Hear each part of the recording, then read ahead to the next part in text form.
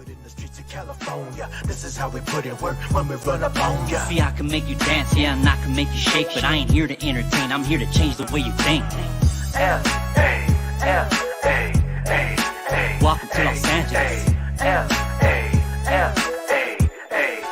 Welcome to Los Angeles. Welcome to the land of the scandalous, Los Angeles, where all we do is bang, so they claim that they can't handle us. Came up in the 80s where everything was crazy. Moved to the valley of San Gabriel to Shady. Learned the politics and the rules, it was cool. By 7 years later, I'm claiming the hood too. Just a product of the block of the barrio that you live in. Where the hooders keep you trapped and your enemies got you backed in. Where the black and brown got the same struggle. Either go to the pen or try to make it out of the white bubble that they call the inner city, the hood, the ghetto. We either bang Crip or Blood or Soreño. I'm with the homie Sticks trying to play my part. We just left the church on our way up to Garvey Park. Either way, all we want to do is live safe and live our life righteous by faith. All right. Check it out, everyone. Welcome to the G-Lew Show, After Hours Live. I am your host, G-Lew. 1 second. There we go. I am your host, G-Lew. Welcome to the show, everyone. Before we get started, this show is sponsored by Street Level Clothing. Shout out to our producer, DD Hairston, for making it all happen, and American Cholo. With that being said, we have a very special guest, ladies and gentlemen. With no further ado, we have Gil, the real American Cholo. He's here. What's going on, G-Lew, man? We back, homeboy. Yeah, we're good this time too, man. Thank you. Before we get started, thank you for joining us tonight and take your time. I know you're a busy guy, real busy guy. So just thank you for even following up from last time we had difficulty. So thank you, bro, for sure, man. It's my pleasure, but it's also, you know, my wife also made sure to tell me, you better call him back and reschedule this, right? And I was like, yeah, he's got that coming from me. He's like, no, you better. And that's when I hit you up. But I was gonna hit you up, but I love it because you know what? My wife keeps me in that honest lane, homeboy. Right. Keeps me humble. Right. Man, that's beautiful. I know, man. Giving props to your wife too, man. Before we get started, I want to give props to you for that and everything. Well, how is it, man? Like, even now, like dealing with all that, because like you're kind of like a celebrity now, overnight celebrity. Not overnight, but you know what I mean. And yeah, I know what you mean. I know you got the chicks coming at you and DMs and all that. They know you're married, but some of these chicks don't care. Man. How does Gil stay focused, man? You know what? Luckily, I really don't, because I don't push out that energy. I think if you push out that kind of energy, you'll get that kind of stuff. Right. But it's been good, man. It's been good. You know, it was a bumpy road. You know, it was a long road, then it became real bumpy. But we came out scratched up and bruised, G-Lew. But we here, homeboy. We here. We getting it in. Today, this is actually my third podcast. I went to work at 5 a.m. Poured some concrete at 11:12. By 1 o'clock, I take off from work. I'm in Long Beach by 2-something with all kind of traffic, hitting the carpool lane, fucking riding dirty. I literally, G-Lew, changed my clothes on the 405 in the carpool lane. I mean, I'm down a box because I'm all construction out, and I'm like, I got to get here at 2 o'clock. I told this guy I'm going to be there. I'm not going to flake on him. It was a brother, actually. What's it called? Drinks with Jinx. Very dope guy. So I was up on the LBC, right? Yeah. So I'm driving. I'm in boxers. I'm changing. I'm going over there. After I was done with that, I took off over to Valencia. Concrete's got a new studio out there. I want to check out and try out. Did a podcast over there, and I already had you. I think I had another 2 on the books, and then you hit me, and I told you Friday, and I was like, dude, I'm booked by now. Fuck that. 9:30. I got you, player. So that's why I'm here, homeboy. Wow. Hey, man, I appreciate it, my boy. I appreciate that, Gil. Hey, before I want to get this into, before we get started, I want to give a shout out to the homie. I see Javier out there. I seen you today, man, make your debut on Traviesos, man, and I have to say, great job. But I got not a bone to pick. It's just kind of funny. Hit it. Everyone on there who's in character and all that, like, who is that? You're trying to figure it out. You don't know. But I would have to say I immediately knew it was Gil when Gil came in. I said, that's Gil. Well, that's good. It was like it wasn't even a fake. It was like you sounded serious, bro. Like you were really her uncle. And yeah, we got to go pour some concrete in the morning, bro. Like, what's up, man? You know what I mean? I was like, there's no mistaking that was Gil. I haven't even looked like you because I was busy. I haven't seen it. Hopefully Javi made me sexy and buff, but I doubt it. Hey, he actually looked like you too. You know what I mean? So shout out to Javier. They did a Yeah, great for job. sure. I'm gonna check it out tomorrow. Today I've been real crazy busy, but yeah, Javi told me the same thing. He's like, man, you nailed it. You sounded just like you're supposed to sound. I was like, all right, well, good. I'm loving it, man. Listen, I love to help everybody out. You know, I help those that help us, homeboy. Right. And you do, Gil, and that's what I respect about you. Like I've seen your journey, progression, all that, but I definitely see you remain humble and still support and holler at the little guys or whoever, you know, you make your time to get it in if you're solid with them. You know what I mean? You kept it solid with Javi and a lot of people, West Coast Graffiti, you know, things like that. Like, I know you don't have to do anymore and you continue to do it and tap in and support too. Like, I see you supporting a lot of things too always. So even my show. So I appreciate that. I will support anybody that supports themselves. If somebody's just on some lazy shit and doesn't really want to get it, because it ain't easy. Like I said, today was a fucking 6 hours of driving and all kind of stuff, right? So you got to move, but you got to support people that are supporting you, one, and people that are on grinding. If I see you grinding, I mean, Javi's grinding, West Coast is grinding. If somebody's grinding and they hit me up and they ain't on some bullshit, I'm gonna come through, you know. But some people, like today, somebody hits me up and tells me I should talk about this. Why aren't you talking about that? You said you were the face, and then after that, ask me for an interview. I'm like, just sat there and try to tell me what the fuck I should talk about, and now I should come on your platform. Like, nah, homie, come on now, man. If you're so concerned about it, then you talk about it. See how it goes with you. It's like everybody wants to tell me now what I should and should not talk about, and I don't run that way. Right. Well, how was I was gonna ask you later, but I'll ask you now. How was that dealing with that aspect now that you know, quote unquote, you know, your platform is big and people now have, I'm sure, a lot of things to say, opinions. You should do this or that, or feel they should have an opinion now that they feel like they support you, or like you're my guy, support you, so they feel they should have a say so in things maybe they don't all the time. How do you have to differentiate all that? Most of the people that support you and really support you, G, they're gonna support you regardless. Whether you're doing an interview, whether you're doing a segment, they're supporting you, right? Usually the people that are telling you, and I hear, look, if you're gonna come at me and hit me up like correctly, like, hey Gil, check this out, man, and because I get all kind of stuff, right?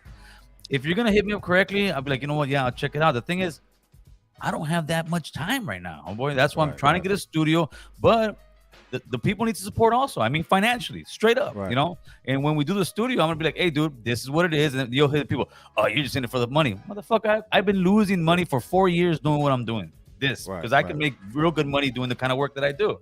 So when they try to sit there, and if somebody comes at me correctly, for sure, hey, let me check it out, right?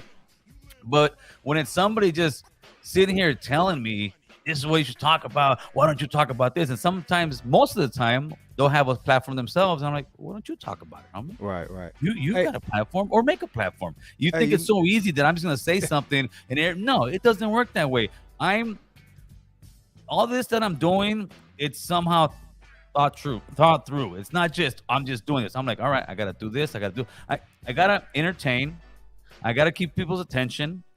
I'm not the guy doing, you know, just gang stories and gang stuff and stuff that glamorizes this stuff. I'll get the views, but it's not gonna get the platform that I want, right? I want to be able to eventually talk about all that stuff that they're talking about, but it comes with time. First, we gotta grow the platform, and growing the platform, bring rappers in, bring movie stars in, or, you know, bring people in. And then because it's sad. Somebody asked me a few weeks ago, hey Gil, why don't you bring somebody that does on like natural herbs and stuff or something like that, right?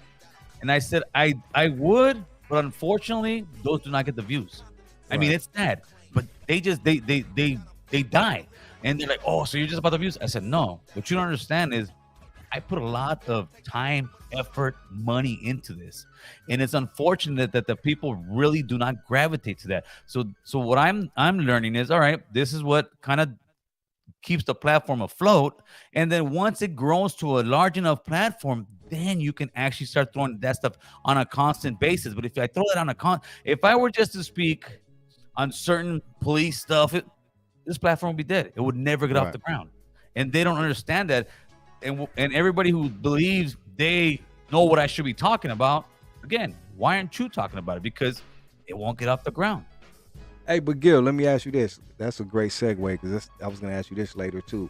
But since we're speaking on it, how do you feel now about the fact that being how you came in the game and like people like you are respecting certain people who have legitimate, like, and this is no down talk, but like legitimate platforms to where you come on and you have a legitimate thing to talk about and a platform and a program for the evening, professional equipment. Where opposed to, you know, now a lot of people have channels, like everyone has a channel now, opposed to when you started, because I followed your journey and me as well, and now you kind of have everyone with the channel, which is kind of good and bad because we have a lot of things going on. But how do you feel about that? Do you welcome that, or do you feel it's too much, or what?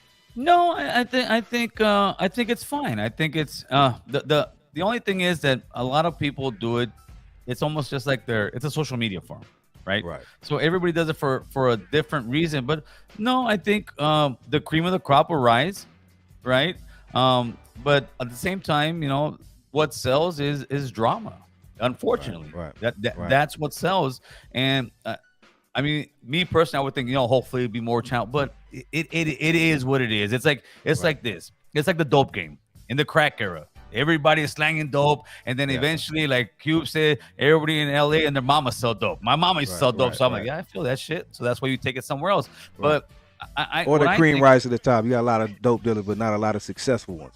There you go, homeboy. So what I'm trying to do is, regardless of what anybody's doing, I personally think I stand out from the crowd, homeboy. Right. You know, I really do. And people, this is what I'm doing, because when I started doing this YouTube thing, and it's people will sit there and, oh, you're hating, or you're this. Listen, homie, when I started this, there wasn't really too many people doing it. Like, as far as that, right? So now when you see somebody come on the game, let's say, you can get 1,000 subscribers in fucking, you know, a month or two, 10,000 in 6 months. Back then, like, no, hell no, you gotta grind for this shit, homie. You gotta grind for it. But no, to me, listen, the more the merrier. People always ask me, hey, what did I do? Just get a phone in front of you and start talking. And if you're talking some real shit, they're gonna listen to you, whether they hate you or love you. With me, a lot of times people will hate me, and I've gotten people that tell me years later, hey, Gil, I ain't gonna lie to you, dude. When I first heard you, you rubbed me the wrong way. I fucking hated your guts. But after hearing, I respect you, homie. It's this. Because the truth you're hurts, a conservative. I was not one of the ones that say I had at all hated you, but I always said I don't agree with everything Gil, because I've been with you, whether you know it or not, kind of from the beginning. I remember when you started your platform, you first went on the homie show, and I'm mad he's not out there anymore, but I know he's busy with my homie from Linux. I forgot his name. Avenue Baby. Yeah, Avenue Baby. You know That's what I mean? You touched down with him, and then you kind of took off after that, or around that time. You know what I mean? But I respected everything, but I've been the one too to say I don't always agree. But I think that's what makes you unique, Gil.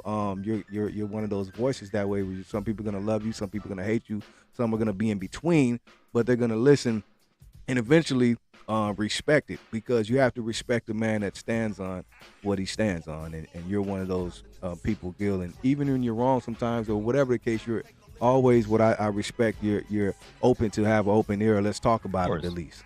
Of course. You feel me? And that's what it is. Listen, you won't agree with your girl all the time.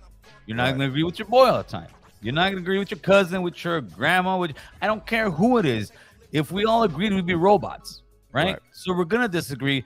The difference is I'm trying to show let's say the hood community, right? Because this is the problem in the hood community. When people disagree with you, they think, oh, you're against me. Nah, homie, I just disagree with you on this certain issue. That's what politicians do all the time. But you know what? They're still in there banging it out at the end of the day. Once they're all politicians, right? Once they're done being in front of the camera and being in the Capitol arguing, they're out there having lunch and dinner. Right. Straight up. Right. They're out there having lunch and dinner. That's how people conduct themselves in corporate America. They go in there. Like I've been in meetings, prosecutors and defense attorneys as well. Anything. I've been in meetings with guys and fuck you, and I mean a construction meeting with, it's a big project, going at it. Hey, fuck you. An hour later, hey, what's up, man? What are we doing? Right. That's business, homie. And unfortunately, we have a hard time with conflict resolution in the hood. We don't know how to communicate. So, like right now, there's some stuff that, oh, Gil, you're against this. Okay, I may not agree with you politically on this certain issue, But does that mean I hate you? No, homie. And that's what I try to bring to the table is, as long as you're willing to sit and have this conversation with me, I'm willing to have it as well. The second you start disrespecting me and trying to, I'm out of there, homie. That means you've lost the conversation and you trying to just make it some hood shit and fight because you don't know how to use your words. You don't know how to use your brain. You're sitting there, F you, you're a bitch. Nah, come on, homie. I leave. And unfortunately, that happens too much. But what I'm trying to show the hood is, this is how you make money, man. This is how you step this level up. All this shit we've been doing for 50-some years, homie, it ain't working. We've been losing territory. We're losing homies. People are going to prison. People are dying. People are on drugs. And I'm the guy that's actually saying it. I'm the guy that's from the hood, whether they want to admit it or not, who's certified in my hood. I'm still here. That's letting you know that's all fake, homie. Let's fucking step it up. But again, G-Lew, the truth hurts. No, that's the truth. That's the truth. And I respect that you preach the truth, because I think that's the problem. We glorify and kind of glamorize a lot of this shit, but we don't give the solutions, and that's the reason why a lot of the shit is messed up. And you're a great my role model, not, I don't know, someone to example. Look at to say that example, because Gil, not only you talk the talk, but you walk the walk. You know, like you said, you get up every morning, you have your own bit. Like, this is stuff I want to get into later, but you know, you have your own business, and you know, you're a hard worker. I actually work for a company now, G-Lew. That's what a lot of people. I've said it before, right? I got my contractor's license like 2005, 2006. I ran the license for about 8 to 10 years, right? And then after my brother passed away, I went through some dark times. I was 2011. My brother passed away in 2012. I went through some real dark times in my life. A lot of people just see what they want to see, right? They see this guy on YouTube that, you know, oh, he's just bragging, he's got this. No, listen, homie, in 2012, I truly did not care if I lived or die. I was back on that mode. After my brother died, I went through some major fucking depression, homie. I found myself at the bar drinking every day. The company went to shit. I didn't care anymore. I really didn't. I almost got divorced. It was a real dark time in life. I didn't want to talk to anybody. I didn't want to see anybody. It was just real bad. And again, it comes back to my wife, man. People say, why? Because my wife is my partner. My wife is my fucking backbone. My wife was the one that said, listen, man, if you gotta let go of the business, let go of the business. But I don't want to lose you, because I was getting lost. I was going to that dark area of my life. And I took a few months off of work. I paid all the guys off. I even sold some equipment. I had a straight company. At one point, I had about 85 employees, right? I sold off the equipment. I sold off everything. I paid everybody all the money that I owed them. And then I just stepped away from construction for a few months and just got my head level-headed, talked to a therapist for a minute. After that, I actually went back to smoking weed. I hadn't smoked weed in about 8 to 10 years. I went back to smoking pot. It was that bad, Gil? No, yeah, brother, for real. No, it was some life-changing shit that I don't wish on anybody, G-Lew, straight up. Right. And then it's life though, brother. It's life. Yeah, but that's what makes the one stronger who can come back. But go ahead. The reason I say this though, G-Lew, is I know the struggle, homie. I know the struggle of being in the hood. I know the struggle of not caring. I know the struggle of waking up every morning and fucking say, damn, I gotta go to work. I know the struggle of, hey, dude, hey, these bills need to get paid. I know the struggle of about to lose your house, about to lose your marriage, about to lose your life, like over just life in general, man. And a lot of times, like I said, people just see what they want to see on this camera. I'm a human being. I got a wife. I got kids. I got a family, man. And it's a struggle out there. But what I'm trying to do is I'm trying to have people learn from the mistakes that I've made, that my homies have made, that other homies have made, because I've been sitting here since 1981. I was on and off when I was going out of jail, but for the last 22, 23 years, I've been here in my hood since I got out in 89, and I see what's going on, and I'm trying to there's guys that get upset at me. And I tell them, listen, homie, I'm not talking down on you. I'm trying to drop some game on you, homie. Because you're going to get older. You're going to realize, fuck, Gil was right. Straight up, homie. The difference is where this. Does Gil, hold up, Gil. Where, I just right quick, I want to cut in on that part, because I want to ask you about this. Where does that part of you come in at, from being just a young G in the hood, you know, to becoming that kind of guy, not only a man, but that type of thinking, you know what I mean? To what obviously you possess, cause you to be a leader as well. But I've always been a leader. All right. I've always been a leader, right? I'm not saying I've always called shots in my hood. Right. But eventually it came to a point in 96, any of the older homies can attest to it. I was definitely one of the main guys in my hood. Straight up. To this day, they'll say, that fool's something else. Like they'll straight up, that fool's something else. And I love my hood. I love my hood to death. Homie, I love my hood enough that, and I ask guys all the time, the young guys, what's the end game? What's the end game in the hood? Right? I had an end game. My end game was, I'm going to smoke somebody. I'm going to prison for the rest of my life. That was my end game, homie. That's what I really thought being in the hood was about. And for whatever reason, whatever guardian angel I had, that just didn't happen, G-Lew. And I, even though I did 6 years in YA, got a second chance at life, homie. And I've seen different generations of young men, young women go through the hood, because people think generations of the hood is 10, 20 years. No, it's about 5 years. Every 5 years, you get a new generation of guys, and some are here, some are gone. And I've been the watcher out here watching them. And I see young guys, hey, what's up? Hey, this guy went to prison. We got a hot one. This guy got killed. This guy's on drugs. This guy's living in a tent. And I've seen these guys from little kids, homie. From little kids to shooting dope up in a tent.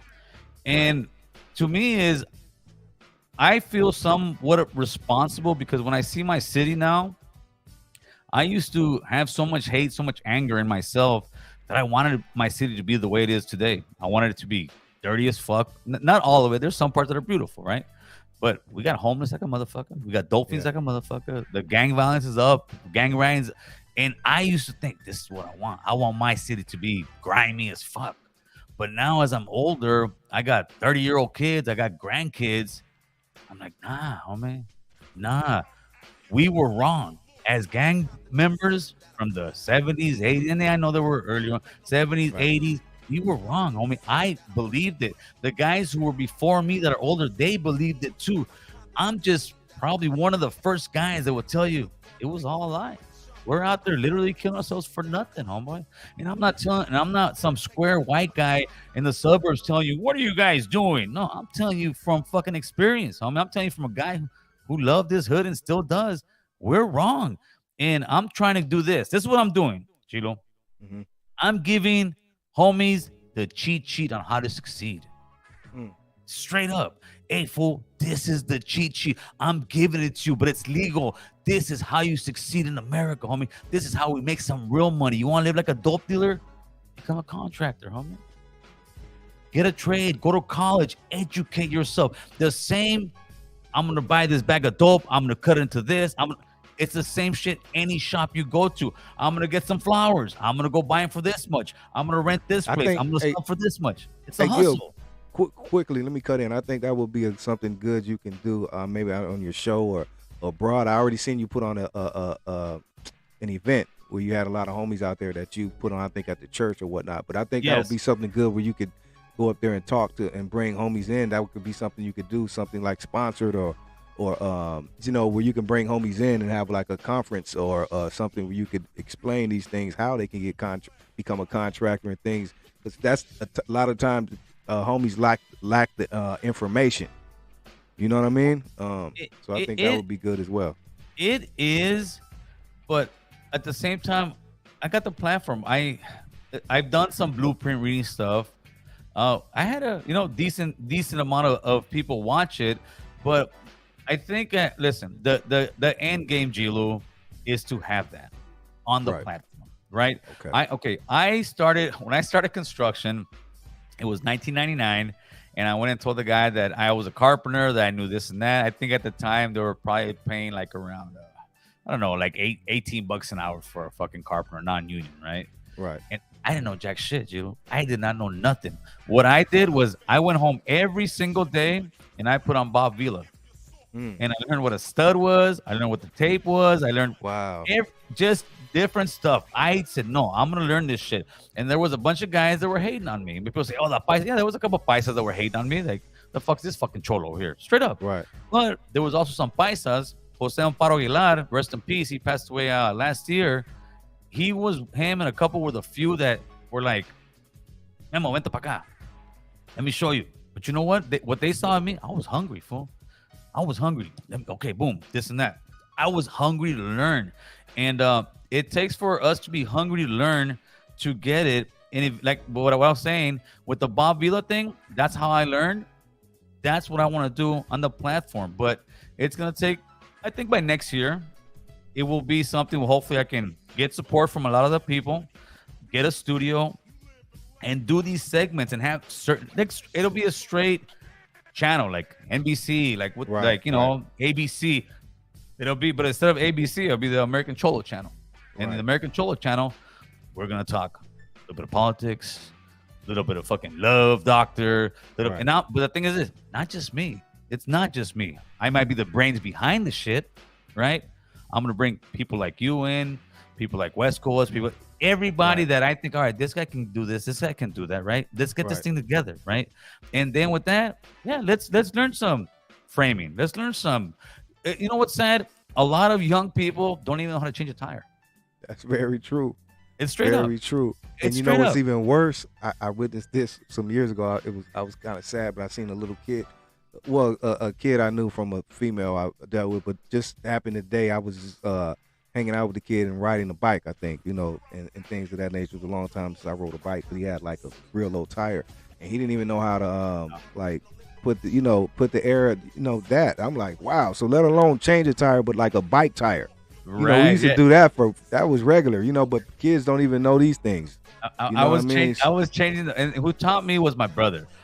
Changing the bike tire with one flathead screwdriver and one butter knife to get the the tire off the rim. Sir. You pop it off, you get the inner tube, you blow it up, you put it in some water, you know, and you can do that as a YouTube video.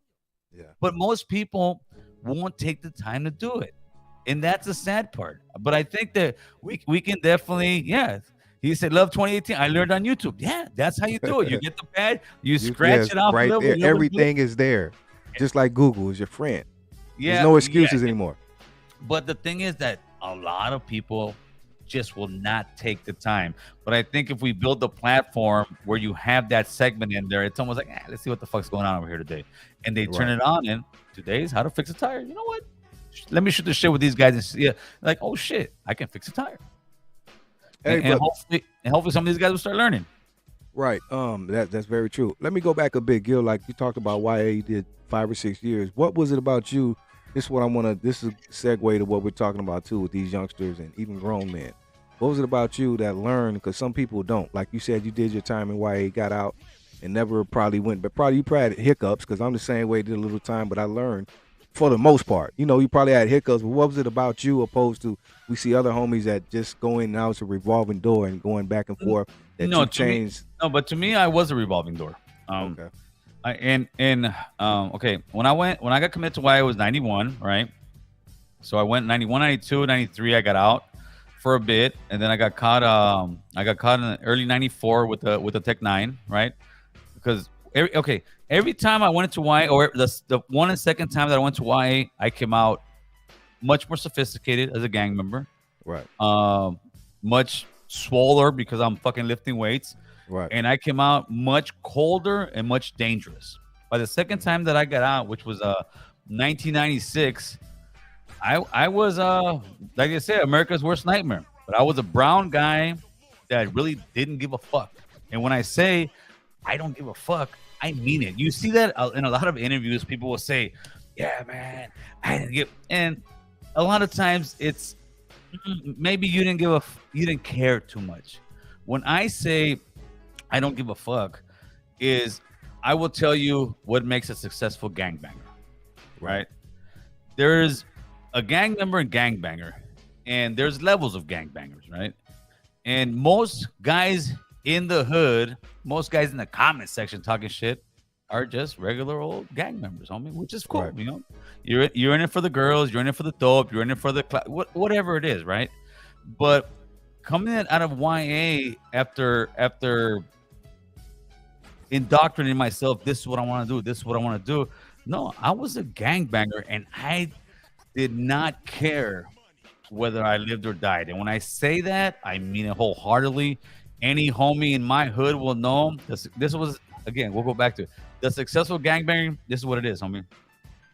It's like a suicide race to the cliff. And when I was young and I got jumped in '89, I was scared. I was a little punk. I wasn't no fucking killer. It doesn't work like that. I was a scared guy. And after I came out of Y the first time, I wasn't scared anymore, homie. But I wasn't that fucking guy yet.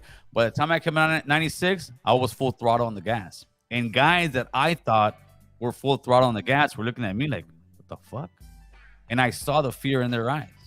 And I saw the reality of the hood. Because before, there was a lot of guys that I used to look up to, would punk me because I was a young little punk, because that's how it was and all that, right?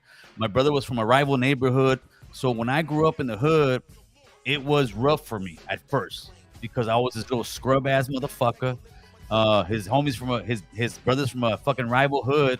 In '96, I took my brother to parties in my hood, and my brother's a rival who's trying to come at me. I said, "What's up? What you want to do?" Because why? Because I knew I had my foot in the gas, and I knew that most guys, they don't have their foot in the gas like that. It's a fact, homie, and I figured that out. But eventually, in '97. It was an epiphany. That's the only way I could. That's the only way I can explain it. 1 week I'm ready to go through life in prison for the hood. The next week I'm getting busted at my mom's for dope, or she's getting raided. I got caught up, and I'm in the county jail that first week. And I did about 27 months on that stretch, and I was like, fuck this place, homie. Something just woke up in front of me. How was that? Let me ask you this. I'm sure even you being in YA was crazy as fuck, but how was that county experience though? You know what I mean? LA County, which is a whole nother the LA County is one of the grimiest, one of the dirtiest, one of the most dangerous places in the world, homeboy. Straight up. You would rather be in prison. I was in YA, and yeah, you know, you get into all kind of crazy shit. And YA is crazier in certain extents, but in the county jail, you can get killed, homie. Like nothing. You're in these they'll put you in these day rooms, they'll put you in these dorms. And back then, there was no cameras everywhere. There was nothing. Fool, it's like, I went in there as a young guy, and I'm like, oh, fuck. Like, you in the room with all these motherfuckers, and there ain't no cameras. There ain't no sheriffs. There ain't no shit. If somebody wants to grab you, crack your head with about 10 fools on you, they're going to crack your head, and they're going to kill you.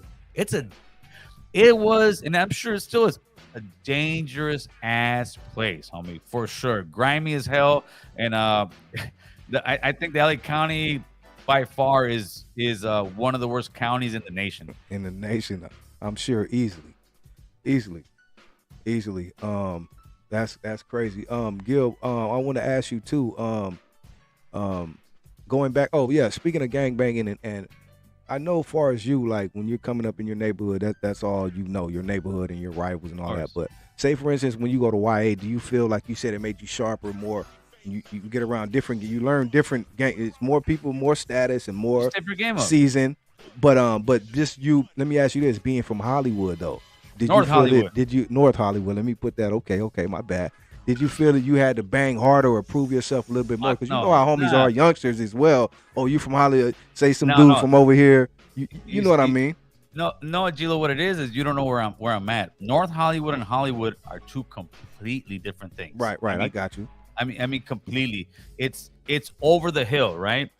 But let me tell you. But you still okay? But say the Valley, opposed to the Valley. There you go. Because before that, I was gonna give Hollywood some major props. Hollywood was a dangerous ass place back in the days when I was banging.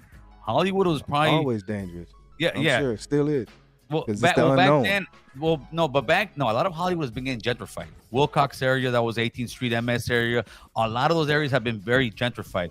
But I guess, yes, it was a bit different. It was the Valley, guys from East, but that was mostly, I think, in the county jail. There were a little more. Some guys would be a little more stuck up. I'm from East Los. I'm from that. Right. But the difference in YA is that it wasn't so much that. In YA, you're going in there as a lone wolf when you first get in there. You're gonna go in there, and unlike the county jail, unlike prison, nobody can just go in there and say, "Hey, give me your shit." Right. Straight up, give me your shit, because in the county jail or anything else, people will be like, well, what? Even though this guy may give a shit, they're gonna fuck that guy up. It ain't gonna happen. In YA, they take your shit, then everybody else gonna take your shit. Use a punk. In YA, it was just it was an extension of the streets. but no guns. But no guns. So the way you carried yourself, the way things happened, but to be completely honest with you, listen, it was rough, but I carried myself in a certain way. I've always worked out, had a little bit of size, and going into why I think guys got the message a little bit because I probably had about my first time I went in there, probably like about 4 or 5 fights, and I'm like, I'm gonna go in your room, and at the end, I won't say they broke it down. They broke it down, homie. Like, because I'm looking for that reason to get at you. I'll give you a story real quick. It was a blood from Bakersfield, right? It was a blood from Bakersfield, and he's playing with another blood. And me and I want to say it was Scooby from Baker's. I don't know what Baker's he was from now because there's all kind of Bakers, right? It may have been Baker's Stresser or one of them, right? I can't remember now, but it was Scooby. Right. He was about to get out. We're playing for a case of soup, a case or two of soup. I don't remember, right? At the end, boom, we won. The blood looks at me. He's a big guy, homie. And I knew he had hands and all that. He looks at me and said, fool, I ain't paying you. I said, no, you're going to pay me, homie. Well, I ain't paying you. It's all right. I said, check this out. By so-and-so time tomorrow, if you don't pay me, because tomorrow was canteen day, right? Right. It's on. No wolf, no this. I'm like, no, I ain't going to fight this guy right now. No.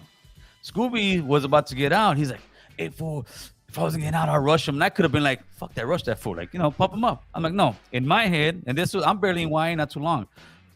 I already got it in my head. G-Lew. I'm like, all right, I'm going to get a lock. I'm going to go. I'm going to crack this fool. I'm going to break his head open. That was it. Because to me, it was like, I'm looking for a reason. Please, let me get my stripes. All right, you don't want to pay me? No problem. And now you got to stand on that too, though. Oh, no, yeah, for sure. Yeah. But there was guys that would break it down. Right. So I'm like, all right, no problem, homie. And I told him very firmly, very not crazy. Hey, homie, you're going to pay me by this time tomorrow. If I don't get my shit, it's on. That's it. And while you're asleep, I don't give a fuck. I'm going to come in there and I'm going to crack your fucking head open. That way it tells everybody else, if you owe this fool some money, you better pay him. Right. We're going to dinner. Shh. Slide in the 2 fucking things of soup. Here you go. So that's what's up. And that's how it kind of went for me a lot of times in YA, because how you carry yourself. It was the way you carried yourself, homie. Because there was a lot of childish guys at times. Yeah. I mean, the older you got, but that wasn't Paso Robles. That wasn't when I was young. But all day long, dude, I'm like, all right, well, this is what you want. I'm not coming. You lost the fucking shit fair and square, but that's what YA was, homie. YA was a place that if you showed any weakness, if you sat there and fucking they're gonna get you. It wasn't like how you hear prison that oh, you can't do this. Nah. Once you got your ranfla, I guess so. But at the end, nah, homie. It was a very dangerous place. Right. Wow. So what was it with you, or who, if anybody, would you say kind of game? Because Gil, like I said, you have a I'm sure you always had this, regardless of what you went through, but the way you carry yourself, like you say, the attitude, the mindset. You know what I mean? My mom. Who? Okay, you would credit your mom for that? My mom's, homie. My mom was always. I used to bump heads with my mom all the time because her and I are so much alike. Right. And it's crazy now because now she's older, and she's always apologizing to me. Oh, I know I wasn't the best mom. I know me used to fight me. I'm weak now because my mom gets emotional now. I'm weak now. Since day one, since I was a kid, you got to be strong. You got to be strong. You got to be this. You got to be. My mom always instilled me, you got to be strong. You got to be a man. You got to be this. And the character that I have, my wife sits there. Because my wife was sometimes, dude, what? Like, she'll not cold, but yeah. Okay. I see kids, G-Lew, they don't, look at this baby. I see a puppy or a kitty. All right, brother. Now we're talking, right? My mom's the same way. And then my mom would do certain stuff. My wife would be like, that's where you get it from. I said, I got it from my mama, homie. Just like that. Like I said, I got it from my mama. She was always a tough lady. She came here from Honduras illegally. Never got on welfare. Never got on food stamps. When she went to apply for her our green card, well, actually, I came here with the residency, but when she went to apply for the green card, the lady told her, this was in the early 80s, do not get welfare, do not get this, because maybe in the future, I'm not saying your kids will, but if they do something wrong, they will get deported easier. And my mom made that conscious decision. You know what? Fuck this. I'm not. And sure enough, in 98, they tried to deport me when I was in YA. But luckily, my mom made me a citizen. So my mom struggled through all that stuff to keep me here. And people who aren't born here, when they hear me talk about God bless America, and they like, fuck, motherfucker, go live over there for a minute, homie. Then come talk to me. Right. That's what I respect. You know, you keep it 100. You know, whether people like it or not, you speak the real, and you speak what you feel is real, regardless, and you stand on what you believe. Let me go back a bit. Like, Gil, what is the speaking on, like you said, speaking on how America, and you mixed it with the Cholo. How does the whole American Cholo thing come together and get started, and what made you take on that role and say, I want to take on this platform or whatever, and I'm going to be American Cholo? And what were the plans, if you had any back then, because it's been some years now, but take us back to the beginning of the journey of American Cholo. No, it wasn't a plan. It was the stuff about the cops raiding my house, thinking I was slanging dope or being some kind of guy in the hood, right? So once all that raid shit happened in my house, and they were tapping my phones and all that, it just shook something in me, G-Lew. It shook something in me that said, you know what, you cops want to know who I am, because I'm still living in my neighborhood. I am not a dope dealer. I'm not part of no fucking gang shit that's trying to steal shit or whatnot. And that's where the idea of, you know what, you want to know who I am? Here you go. And I was just tinkering around with names, man. And I was just thinking like, what? I knew Cholo was in there. Right. But then again, I was like, the conservative Cholo. I said, nah, that's going to push people fucking off. And then I don't know how it was. I was like, Cholo this and American. And then I'm like, you know, you had American man, you had American gangster. And I told my wife, hey, America. She's like, well, you are a Cholo. You do love America. You know, she knows. I said, you know what? You're absolutely right. That's a fucking catchy name. And American Cholo, fucking, that's where it came from. And I personally think it's a great name, because it's very unique.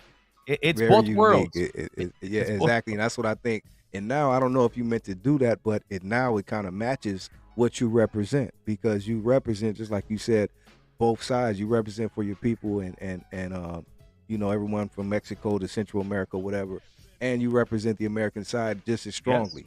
Yes, why you love, you know what I mean? So I think it now it adds up and matches up with what you represent. So that makes it almost a great name that fits you. You know what I mean? Yeah, and I don't, you know, like I said, it's sad when people want to sit there and just F America, F this is the man, homie. That's always the people that never really lived in that third world country, homeboy. Straight up. You're just a spoiled kid. To me, it's like you're a spoiled kid in Beverly Hills telling your mom and dad, man, this Beverly Hills sucks, man. This is a horrible. Go live in South Central, player. Go live in South Central. And then in about 6 months, come and tell me Beverly Hills sucks. You're going to fucking love it. It's stages to this shit. Most of the people in America that live dirt poor, let's say in the projects, are middle class in Honduras, where I'm from, homeboy. In Mexico, middle class. They're in Mexico and Honduras and all you're not getting a check.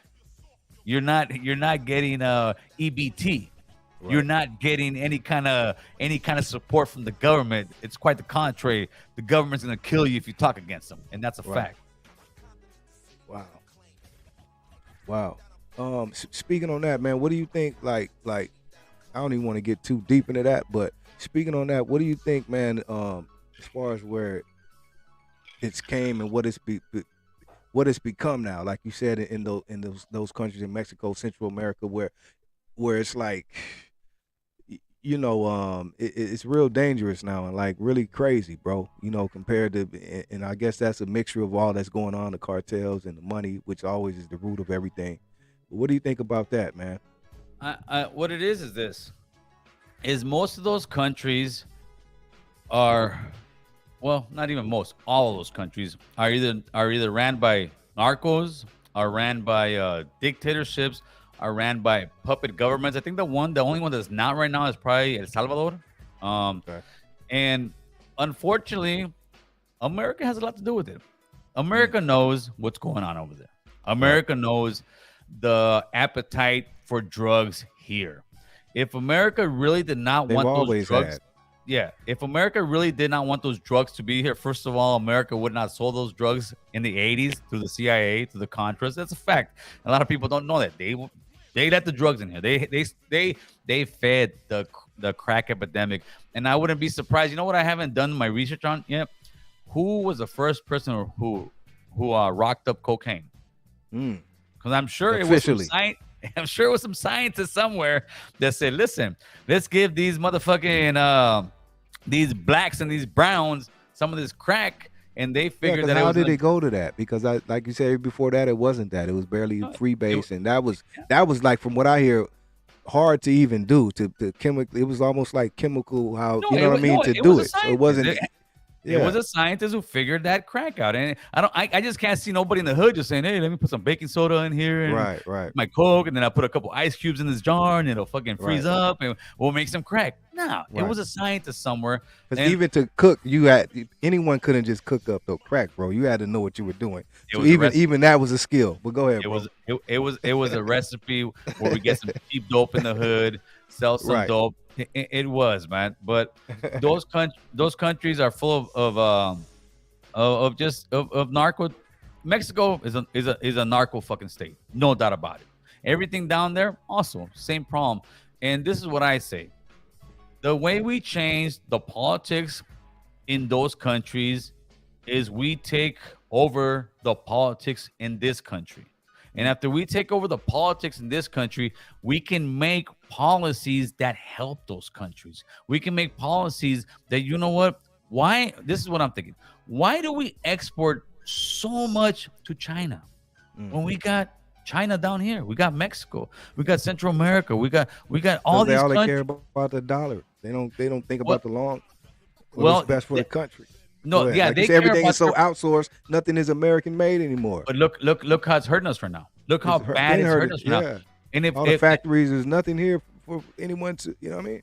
And that's been for decades now, but it's getting worse and worse. We should bring a lot of that work here. And but the funny part is this, though: the Republicans are the ones that shut that stuff out. Reagan was the one that broke unions up, and I pick on both sides, right? They're the ones that shot that stuff out. The guys who love America, the Republicans, were the ones that shot all those businesses out. Straight up, dude. But I believe, and I really believe this. I'm not saying it's going to happen in my lifetime, G-Lew, but I believe we can start a movement that we can, as brown and black men, and I'm sure there's a lot of white men that will sit there. And when I say men, I mean both ladies, women. Don't sit there. I don't want the women start bashing me, right? I mean us as general. Brown, black, white, people in the middle class. But the rest of white America is not going to listen to us until we as brown and black get together. But we can't get together with F America. Just like when I see, you don't see this much anymore. When you see protests with Latinos and especially Mexicans, they're throwing up the Mexican flag. I'm like, oh, fool, you got to put the American flag up there. Because as soon as you put the Mexican flag and that's how you're waving, you're excluding the rest of America. You're excluding people that will vote for that bill. You're excluding people that will support you, because then then they say, oh, well, then go back to Mexico. Then what the fuck if you love it so much? And I get that. But when you try to tell certain people that, they get offended.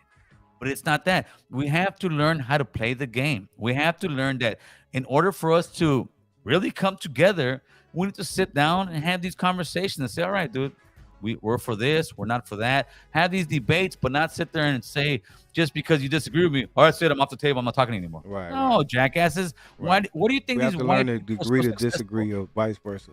Yeah, white people are so successful because they know how to communicate to each other. They know how to agree to disagree. They know how business is ran. I'm not saying all of them, but a good chunk of them. They know how to do it. Like you said, we're quick to just get ignorant and attitudes and shit. Yes. You know what I mean? And that fucks everything up.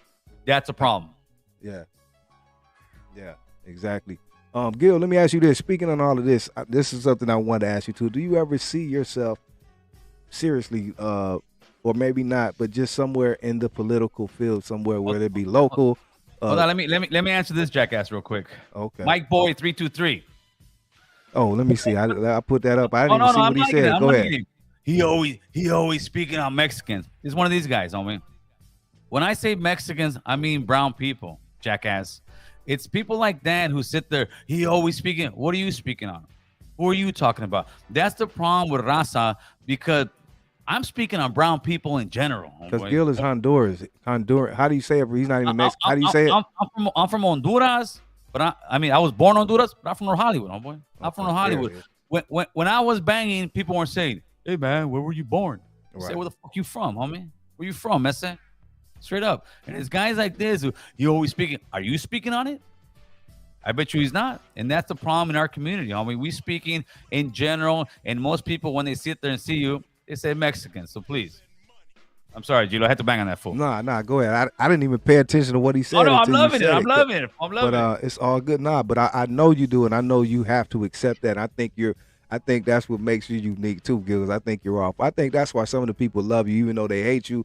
They love it because they're watching and they want to debate with you. But I think that's good because we have to be able to talk and open in these debates opposed to everyone just thinking one way or afraid to speak out on certain things when they have the opportunity to. And you're one that has taken the opportunity to do so in many ways, Gil. But you know what comes with that, or you know, what they say, who wears the head is heavy. What is it? The head wears the crown. Wears the crown. Yeah, so you know exactly what comes with that as well. So you know comes with that. But let me ask you this, Gil. Moving forward, like with no. You didn't answer the question about the political thing. Go ahead. I'm sorry, I cut you off. My bad. No, I actually cut you off. I'm sorry, G-Lew. Oh, okay. I was gonna ask you, do you ever see yourself in the future or any time in the political field in any capacity? I think I was born for it.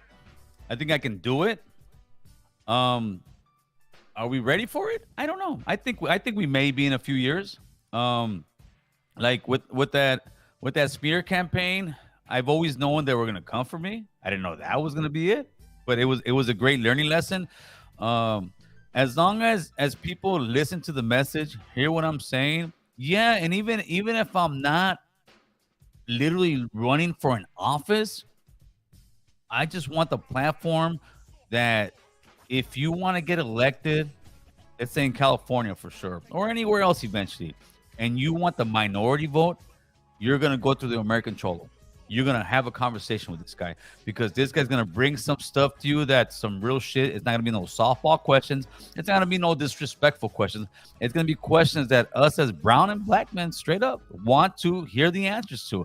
And what I'm trying to do, whether it's political or not, is get a voice that's being heard. And I think with everything that just happened transpired within the last month or so, it's there. It's there. Now it's just up to us to keep it going. It's up to us to share the channel. It's up to us to support the channel because I'm not doing if this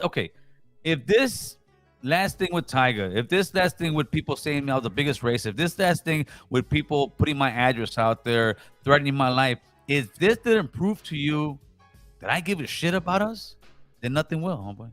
Straight up. Because I put my character on the line. I put my face out there every day. I tell people I live in North Hollywood. I'm not hiding who I am. I'm not hiding where I'm from. I'm putting everything out there to be fucking scrutinized, to be looked at in a microscope, to be just scrutinized every second of it.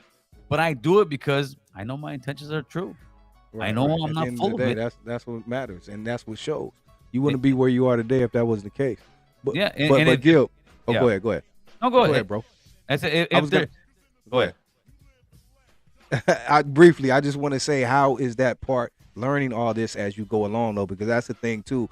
Like you said, you could always have good intentions, but as you notice and learn as you're going along, you're gonna learn different things. Because even if you had good intentions, you look back, that wasn't done, or some people are gonna pick it apart, and you like, wow. So is it just a learning process as well as you go along? It's a learning process, but also I'm not gonna sit here and just beat a dead horse trying to prove to somebody who I am, what I am. If that's what your thoughts are of me, that's on you, brother. I've got bigger fish to fry than sit there and argue with you for 2 hours and fucking, I'm this. Because listen, you got some guys out there that will still say, he's just a racist. He's this. And my answer to all of them is this. How many brown men have you had in your home eating dinner with you? How many brown men has your wife cooked dinner from and brought them into your house, sat them, had the podcast with them, and actually this is at your house. People come This is my house. Gil's pad. This is not a studio. This is my home. This is where my wife and I live. This is where my grandkids come. This is where my son lives. This is where my father and mother-in-law live, brother. I bring people here all the time. Why? To have that conversation. I don't sit here and talk about it. I do it, man. I've had many brothers on here, and it was always why? To have that conversation, man. So it's easy to talk a good one. It's easy to call somebody certain names. It's easy, but what are you guys doing other than just talking all that shit? Saying how many of those guys who want to sit there and say I'm racist had a brown man in their home? They haven't, straight up. Yeah, and Gil, like I said, that's something I'm sure you've learned to take, and that's why I was asking you to learn as you go along, to also be able to take the criticism and everything that comes with this. Because once you know, when you have a platform, you put stuff out there, yourself out there, especially on this internet, which is open to the world, you have to be ready and learn how to accept the criticism and not go crazy over it as well. You know what I mean? How was that part? It was a learning curve. I can't say I've always been great at it. I can't say, I've slipped up, I've gotten pissed off. And the only thing that's kind of helped me too was just my past experience with the hood, where like people will sit there. Oh, there's certain people I've told them, look, this agree to disagree. And they will sit there and tell me, fuck you, little bitch. I'm like, oh, come on, homie. Now you want some shit that is something that you talking that good one, but you act like you want to take it there. I've already took it there before. I already know what I was capable. I'm not saying I'm doing that now. What I was capable. You're a young guy. You're talking. I'm like, you know what, dude? I don't gotta. They're trying to prove something to me. That's the way I take it now. When people sit there and try to say shit like that, I'm like, nah, homie, you ain't gonna make your bones on me. You don't. I already proved that to myself, because that's what happens eventually. When you're in that stage of being a banger and all that, it comes to a point where gang banging becomes actual job. You're like, fuck, dude, I gotta bang. And then it comes to a point where I ain't no longer trying to prove nothing to the homies. They already know it. I'm trying to prove something to myself, dude. And I've already proved that to myself. I ain't a punk. I ain't a chump. So when I hear somebody, usually I'll just block you. If you call me out my name with some bullshit, nah. If you're out there trying to have a conversation with you, yeah, I'll hit you back up. Let's get it in, homeboy. Let's get this conversation going, because there's people that's what they want. They're looking for a fucking conversation, because that's what they'll try to like almost. They're walking a fine line to disrespect you, but they're just looking. And then I've had conversations with guys after that. They're like, "Hey, Gil, man, I just want to talk to you with you." And I think for the most part, that's what most people want, G-Lew. I think most people just want to have that conversation. They just don't know how to approach it. They've never had a homie like me or anybody else actually sit there and say kind of the stuff that I say about the hood, say about gangs, say about drugs, say about this, because in the life that I lived, it was taboo. You don't talk about this stuff. Right. You don't say it was bad. You don't say social media shit. Right? Yeah, very different. And now we're talking about it. I mean, but it's a good thing we're talking about it. Yeah, definitely. It's pros and cons to everything. What I was gonna say, being with you too, learning this thing along. What do you take like good and bad from this experience? Like, or do you feel like because now you've grown to not only speak about political stuff or the hood shit and all of these things, but now you've grown to where you interview big art. Like you've interviewed your range has gotten real big as well. So you've grown in different aspects. I don't know if you plan on doing that as well, but what have you learned, and what are some of the good and bad and things you've learned and you appreciate that along this journey? Because you've been doing a lot of different things besides just speaking about certain politics and shit. Patience. You gotta have patience. A lot of people, well, not a lot. There's some people that will hit you up and expect you to jump on board. There's guys that I've been trying to get out for a year, and they'll finally come on. It's something that if you really want it, just like anything else, it's not gonna happen overnight, man. It's really not. You got to just be consistent. You got to be patient. And one thing, you can't take shit personal, especially like when you're dealing with certain people you're trying to get on. I know people that they didn't get him on and F that guy. No, again, that is not how corporate America works. That's not how these studios work. That's not how these artists work. And the bigger fish you're trying to get, listen, I've had guys on here that are big fish and still haven't came on. and have canceled on me like 3 times, straight up canceled on me like the day of, and I'm like, all right, no problem. To me, I look at it like it's a test. Right. They want to see if I'm gonna go on social media and be like, man, fuck you. You told me you're gonna come on, and I'm sure it'll get numbers, it'll get views. Oh man, and they'll go over there. Hey, dude, did you really flake on this guy? But I'm like, no, it's a test. It's all right, because they're at the, and I'm talking about guys who are huge. They're at the point in their career that they can pick and choose. And he told me, yeah, all right, I got his phone number. I can call him up right now. And to me, it's like, all right, it's a test. It's like anything else, homie. It's like the dope game. All right, dude, I sell keys. I'm going to hook you up. And then I just haven't came through the plug yet. But you know what? I got the plug's number. Right. And eventually it's going to come. Yeah, homie. So you see that now as you grow, people, like you say, you probably couldn't get before asking you to come on now. Exactly.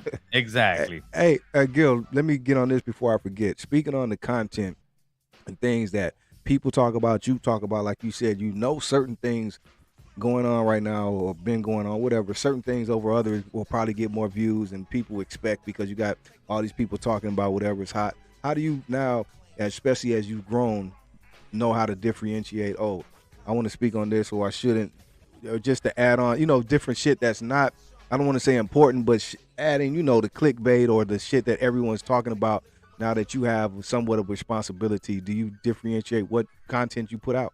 I think I always have. And a great example of that is the current YouTuber who passed away. You're right. Right? Yeah, you know what I'm saying? Yeah. Okay. Yeah, the guy, controversial guy.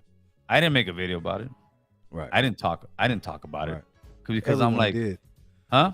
Oh yeah. I said a lot of people did. Yeah. Go ahead. Everybody, and did one video, did 2 videos, and that was to me more like, there you go. They want the view.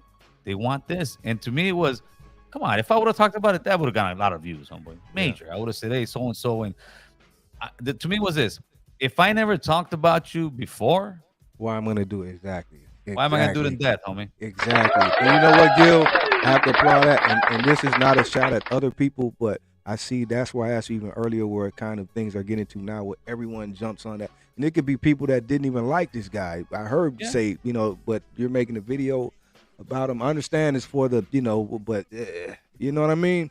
That's the way I took it. I can't get on with that. You know, to me, it was, you got family, you got friends. You know what? It is what it is. We all know, and that's it. The difference here is this, man.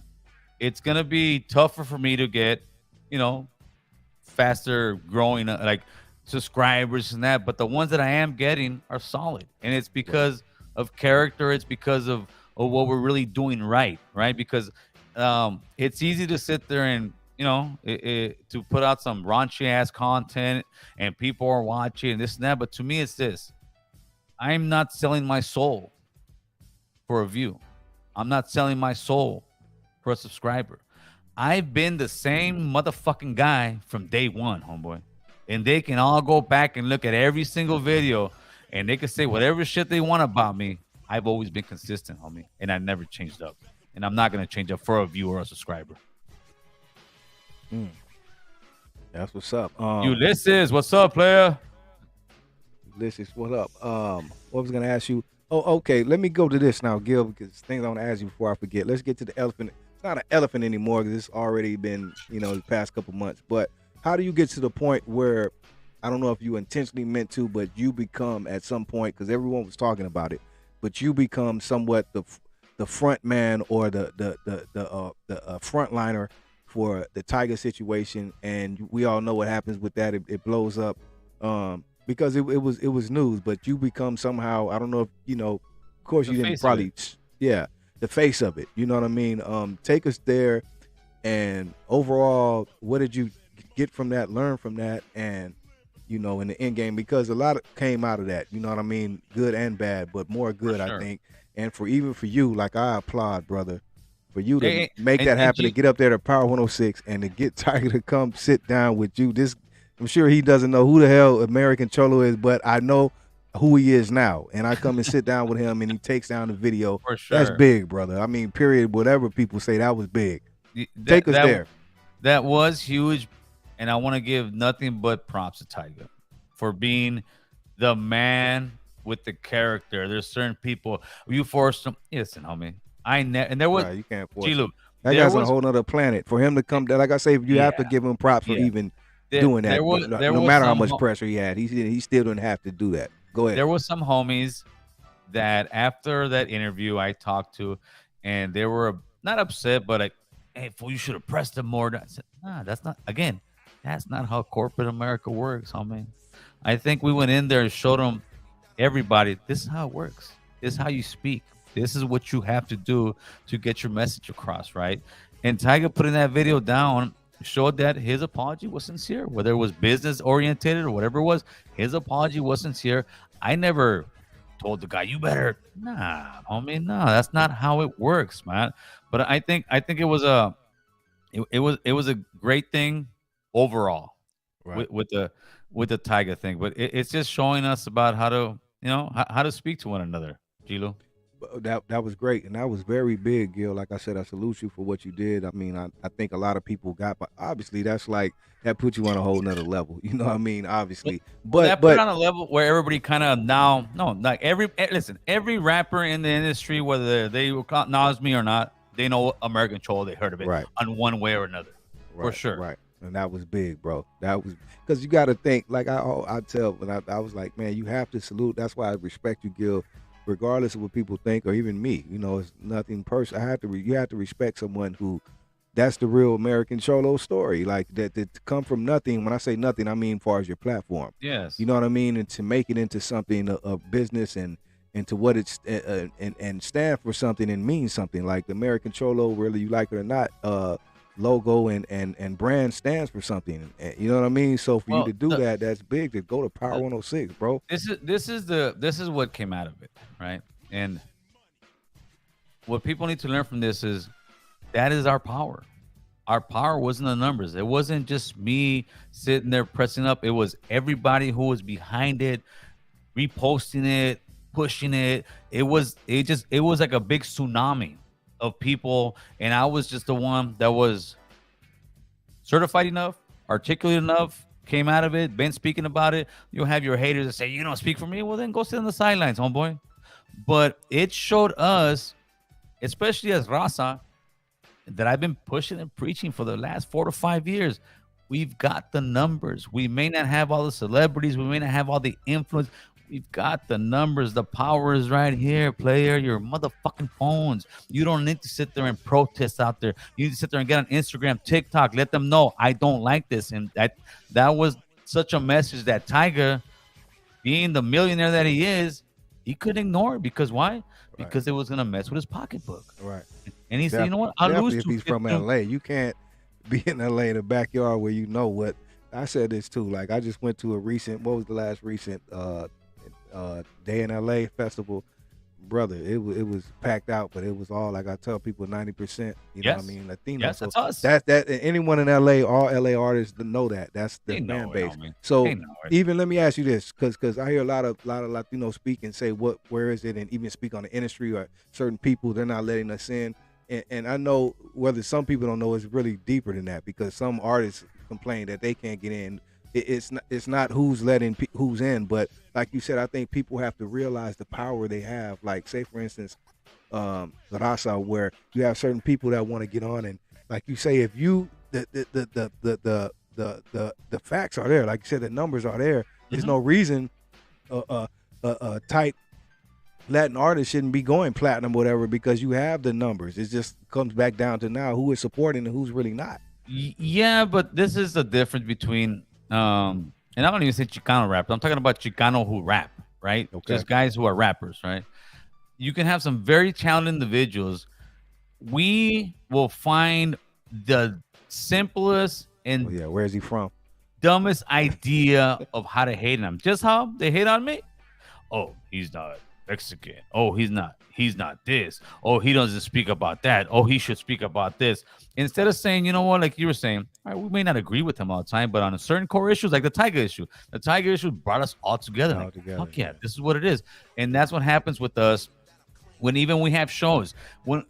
Listen, this is a great example. And I use the brothers all the time because you guys have been doing it so good for so many years, whether it's civil rights movement, whether it's movies, whether it's pushing music, whether it's pushing anything, you guys in the Academy Award, I'm just using a page out of your guys' playbook. And unfortunately, we don't do that. When the Black Panther movie came out, there was people on TMZ. They're like, I watched that thing 4 times. I watched that thing 5 times because that was like the very first black superhero, like of the modern era, right? Right. And the African American, they went and supported the hell out of it. Why? Because they told Marvel they'll buy it. They'll buy the ticket. They're making money because all the big studios, all the movie studios, all the music, they don't give a shit what color you are. They care about green. Yeah, green. Yeah. And if you're selling out, then they're gonna watch it. So to me, like a lot of these Raza shows, I'm watching them, brother. I'm watching them. I'm supporting them. It doesn't mean I hate the other shit. Because then my wife will be like, nope, I'm gonna watch it, Brown. Do it, Euro. I said, yeah, because this is the only way we get off the fucking ground. But unfortunately, we're too half-ass backwards, still living like fucking some Indians talking about who's this guy, this not my tribe. Nah, come on, step the game up, evolve, people, but we need to support one another. Why do you think, Gil, let me ask you this, because with all, some people make it, some don't, but why do you think it's like where it's a slow rise for a lot of Latino rappers, some people like say King Little G, he somehow find a way to make it work, and he's somewhat pretty successful now. What's the difference with him? He tapped in. When he did his first music, that was probably some of his best work, right? I was like, wow, I was blown away because it reminded me when I was a kid. I could see the whole thing. He branded himself correctly, but as big as King Lil G is, he's not full mainstream. He's not Drake. We don't have a Drake. We don't have any kind of Jeezy. We don't have that as far as LA-based rapper. And I do believe we have some guys who are very talented like that. But unfortunately, a lot of those guys who are very talented like that, they're not gang members. They're not real shooters. They talk about it, but so did Dr. Dre. And the problem with us as Raza is you got to be about it to talk about it. No, it's fucking entertainment. It's like an actor. In other words, you're going to tell an actor who's playing a gang member and he's not a gang member, oh, this fool's a lame. He's not even a real gang member, but he's playing an actor. That's what rap is, because you have to pick a lane. Either you're going to be a rapper or you're going to be a killer, homie. But you can't have both, because eventually those two worlds are going to collide and you're going to be fucked. Facts. You know what I like? Somebody like, and it sucks that certain people, I can't choose, me or you can't choose who makes it or not, or we can't control the numbers, but certain people, like you said, are solid. I respect, like I seen you been collaborating with him on a lot of different things, outside as far as activism and political shit. The homie Bozo, right? I love him. Sure. I like his music. He's dope as hell, but I like him even more just when he speaks. I you know what I mean? I always like to hear him, man, like interviews and just outspoken, and he's really always really speaking some real shit and some real game. And you always respect a real one that is a real one. So I love someone like Bozo, but like you said, those are the ones who don't make it too, unfortunately, or have to struggle more when he should be probably more out there. You know what I mean? What's up, Sam? Go ahead. Shout out to Bozo. That's the homie. From day one when me and Bozo talked, we just clicked. There's certain guys who just click with, right? And he's one of them. Bozo's just real gangster. To me, I love his music. I mean, so is he too gangster? That's what you think maybe it is sometimes? Yeah, no, he is. He's too gangster. This is the difference. When it comes to essays, they will mock us in videos. They will mock us in movies. But when it comes down to it, they're scared of us. Homie. Whatever. I don't give a fuck what they say. They're scared of us, straight up, because how we may not be the biggest guys, but we got a lot of heart and will. Structure. Yeah, there you go, homie. We got structure, homie. So, with the Snoop Dogg thing, Snoop Dogg could be up there at the Super Bowl, throwing up crib, homeboy, all day long. Imagine King Lil G throwing up 18th Street. It's not gonna happen. Right. It's not gonna happen because right now in America. But even hold on, even that's why I asked you even about King G.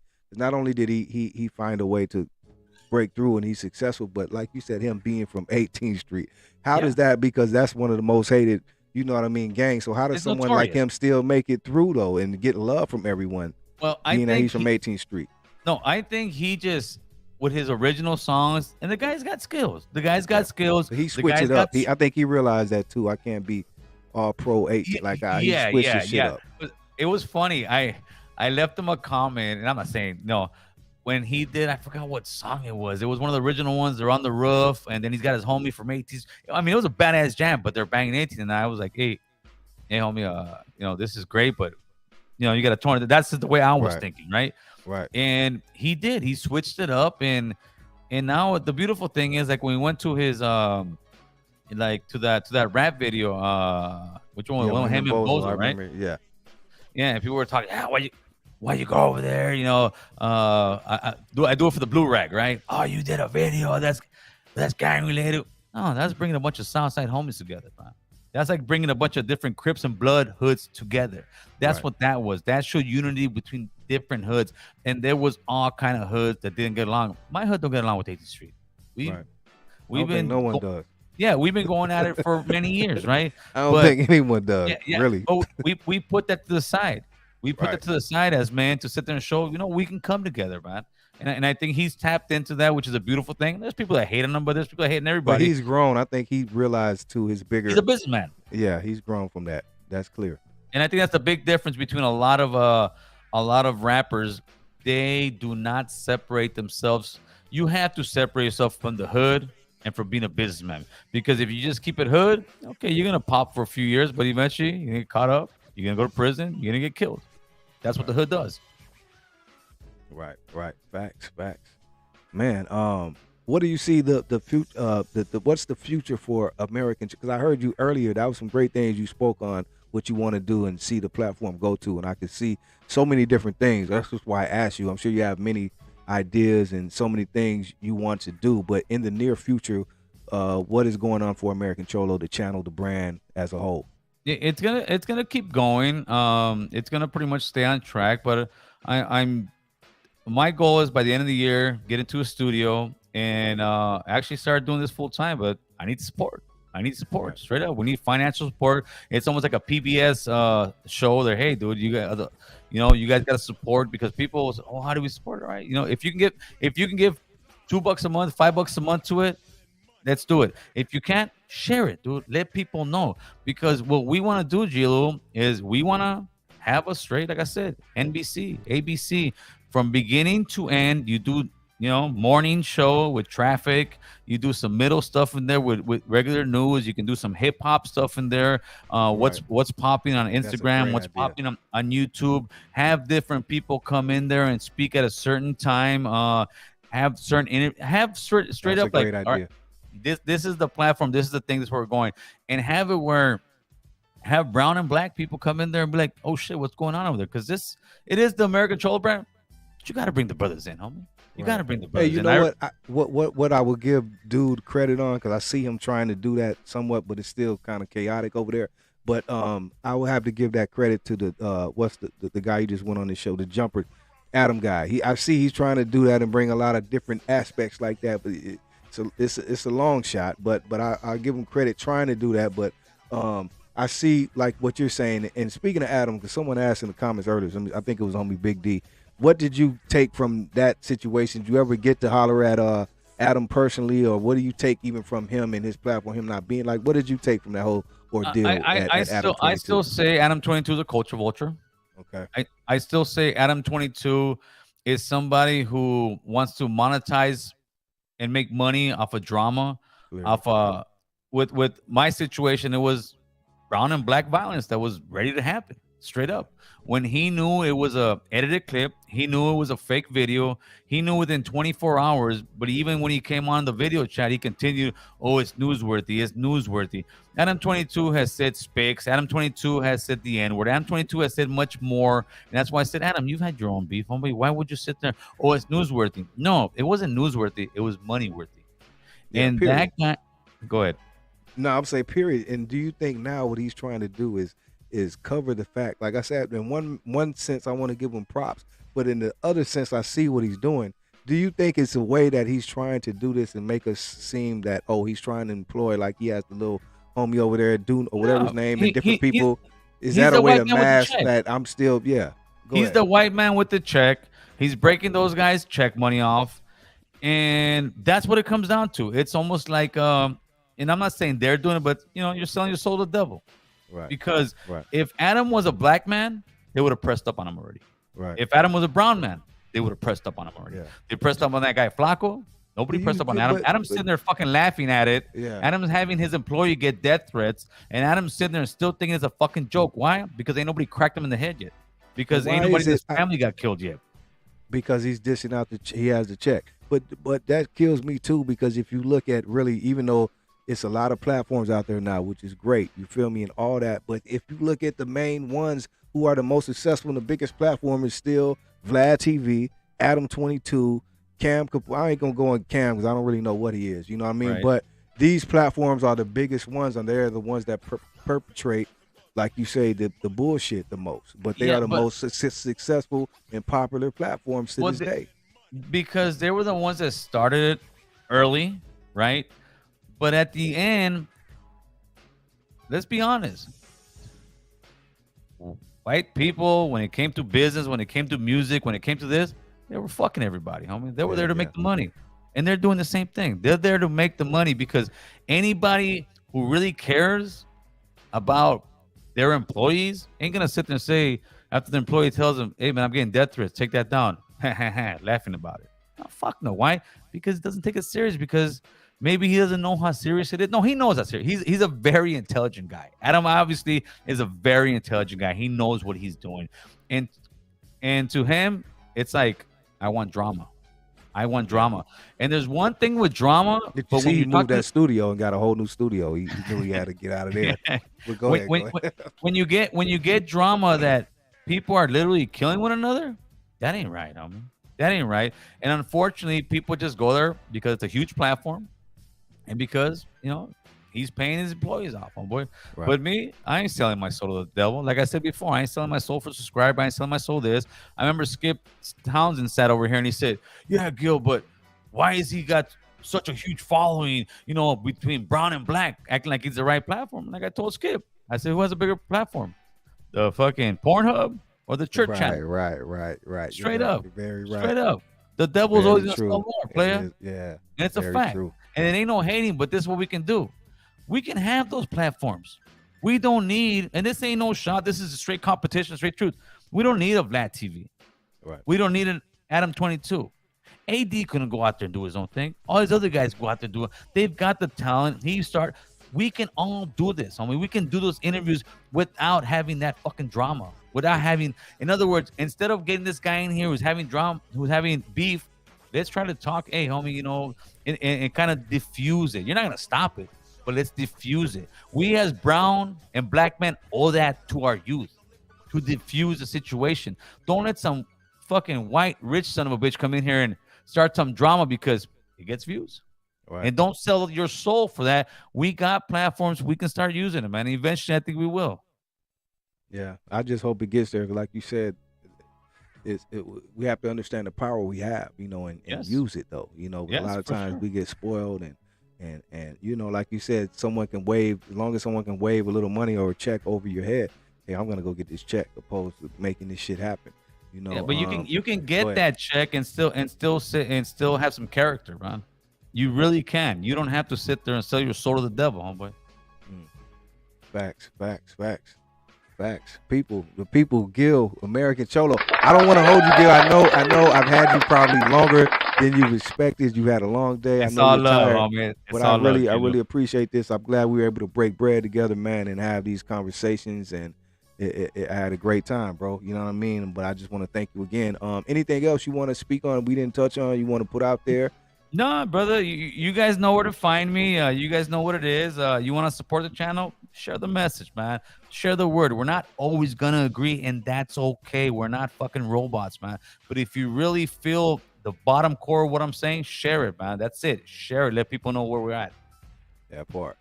Gil, G-Lew. American And I want to thank ahead. you. I want to thank you so much, because that's when you find out who the people who got your back is. What's up, Big D?